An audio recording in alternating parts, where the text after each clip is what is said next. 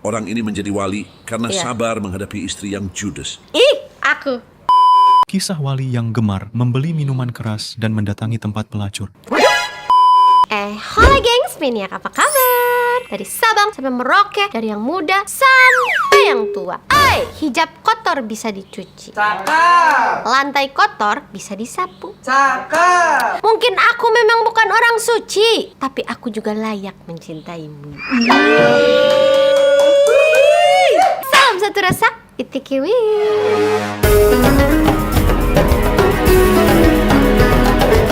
Oke, kembali lagi di May Reaction. Maniak-maniakku sayang, di video kali ini aku mau nge-reaction kekasih Allah, wali Allah. Nah, penasaran gak sih ceritanya kayak apa? Ngomong-ngomong, aku gak apa-apa lah gak jadi kekasihmu, asal bisa jadi kekasih Allah. Amin ya Allah, amin. Gambal dikit ya Allah.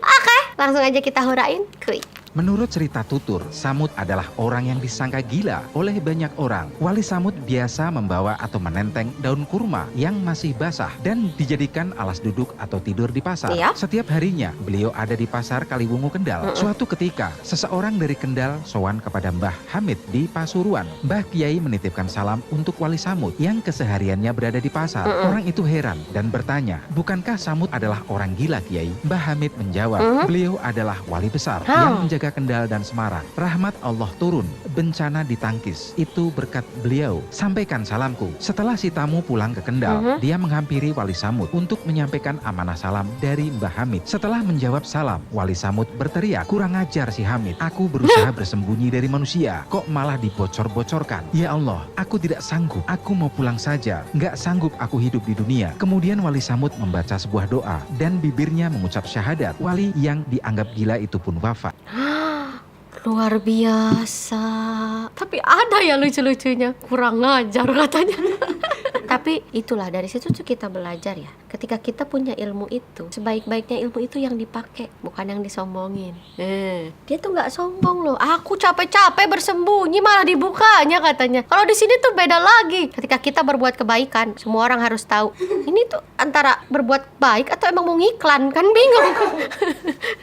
Kisah wali yang gemar membeli minuman keras dan mendatangi tempat pelacur. Suatu ketika orang ini meninggal di sebuah gang sempit dan tak ada seorang pun yang mempedulikannya, hingga datanglah dua orang dan meyakinkan orang-orang untuk mau membawa jenazah ke rumahnya. Sesampainya loh, wajib loh itu. menangis dan berkata, "Semoga Allah merahmatimu, wahai wali Allah." Mendengar itu, dua orang ini kaget. Jika ia wali, kenapa orang-orang membicarakan kelakuannya sehingga tak ada yang peduli dengan kematiannya? Sang istri menjawab, "Setiap malam suamiku membeli minuman keras, namun ia membuangnya ke toilet dan berkata, 'Aku telah meringankan dosa kaum muslimin.' Ia juga selalu menemui para pelacur, memberi uang dan berkata, 'Malam ini kalian sudah aku bayar, jadi tutuplah pintu rumahmu sampai pagi.' Ia sering aku ingatkan, 'Suatu saat nanti, kalau kamu mati, tidak ada kaum muslimin yang akan mau mengurus jenazahmu.' Ia hanya tertawa sambil berkata, 'Jangan takut, nanti kalau aku mati, aku akan disalati oleh sultanku, kaum muslimin, para ulama dan para wali.' Mendengar itu, salah seorang dari dua orang itu menangis dan berkata, 'Benar demi Allah, akulah Sultan Murad IV.' Keesokan harinya sultan, para ulama, para wali dan seluruh masyarakat mengurus jenazahnya. Masya Allah, Masya Allah. Kadang tuh kita gitu ya, suka ngelihat orang tuh dari luarnya aja, atau enggak kayak setengah-setengah menilai orang. Kalau sampai kita tahu kayak gini kan kesentil loh. Kita tuh nggak pernah tahu niatnya tuh apa. Tapi ngomong-ngomongin niat ya, perbuatan baik walaupun itu kecil, itu tuh lebih baik daripada niat baik yang besar tapi tidak dilaksanakan. Kan Fata Morgana, Apa tuh mata bergan? ilusinasi. Tapi kalau niat buruk mah mending jangan dilaksanain. Sumpah lah busung kempis maning. Sumpah. Urungkan saja niatmu kalau itu. Orang ini menjadi wali karena sabar menghadapi istri yang judes. Suatu ketika ada seseorang yang alim bertamu ke rumah temannya. Namun temannya ini tidak ada di rumah dan ia pun menanyakan keberadaan suaminya kepada istrinya. Si istri tersebut menjawab, "Di hutan mencari kayu. Semoga saja dia dimakan macan. Laki-laki tidak berguna." Sambil mengelus dada, lelaki tersebut menunggu kepulangan temannya. Setelah beberapa lama menunggu, akhirnya yang ditunggu datang.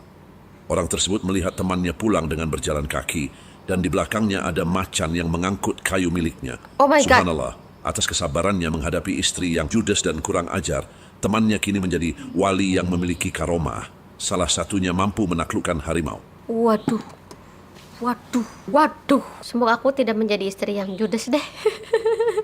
Tapi ketika kita menjadi istri yang judes, siapa tahu istrinya, suaminya sabar. Suaminya yang masuk surga, istrinya masuk neraka gimana? Nggak barengan? Ya enggak lah. Enggak ya? Makanya itu suaminya diangkat derajatnya karena dia sangat menyepelekan. Kalau mau berdua aku jadi istri soleha kan. Ya udah aku jadi istri yang soleha aja lah. Nggak apa-apa suaminya nggak jadi wali lah, tapi masuk bareng gitu. Iya, gitu maksudnya. Kadang Sasro tuh mengerti loh isi hati aku. Paham ya? Kalian juga ya. Iya. Maaf agak-agak lola-lola gitu ya. Ketika aku lola, terus kalian sabar. Itu adalah jalan menuju sorga. Saya masalah. Peristiwa pemakaman seorang wali yang menggemparkan langit dan bumi. Begitu banyak orang yang tak dikenal berdatangan dan berebut untuk mengurus jenazah dan pemakamannya. Subhanallah. Dialah wali dari Yaman bernama Uwais Al-Qarni. Uwais Penduduk kota Al-Qarni. Yaman tercengang. Mereka saling bertanya-tanya, siapakah sebenarnya engkau, wahai Uwais Al-Qarni? Bukankah Uwais yang kita kenal hanyalah seorang fakir yang tak memiliki apa-apa, yang kerjanya sehari-hari hanyalah sebagai pengembala domba dan unta? Mereka beranggapan bahwa orang-orang asing yang muncul tersebut mungkin adalah malaikat yang diturunkan untuk mengurus jenazah dan pemakamannya. Wow. Peristiwa itu kemudian telah tersebar kemana-mana. Barulah saat itu penduduk Yaman menyadari bahwa Rasulullah pernah bersabda, Uwais Al-Qarni adalah sosok yang sangat berbakti kepada orang tua dan dia sangat terkenal di langit. Terkenal karena berbakti kepada orang tua. Berarti sebenarnya jalan menuju surga itu banyak ya. Ada yang sabar dengan istrinya masuk surga. Ada yang berbakti kepada orang tuanya masuk surga. Ada yang membantu orang yang kadang kita anggap hina. Itu juga masuk surga. Sungguh kalau kalian tidak mengerti, kalian adalah orang yang merugi. Wah, ya. Apalah takilun, apalah tatafakkarun. Nah itu. itu.